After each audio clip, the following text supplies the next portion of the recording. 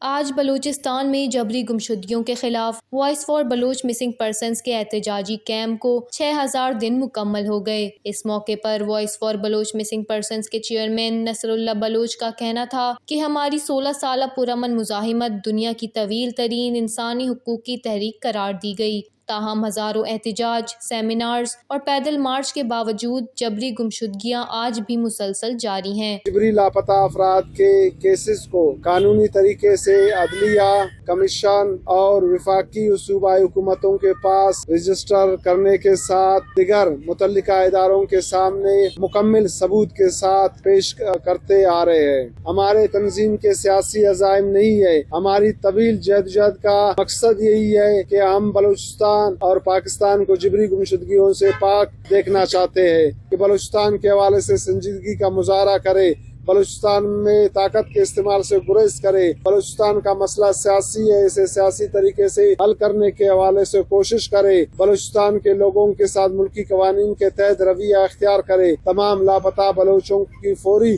بازیابی کو یقینی بنایا جائے، جن پر الزام ہے انہیں عدالتوں میں پیش کیا جائے اور جبری گمشدگیوں کے مسئلے کے لیے انسانی وقار اور انسانی اصولوں کے مطابق قانون سازی کی جائے۔ وش نیوز، کوئٹہ، بلوچستان۔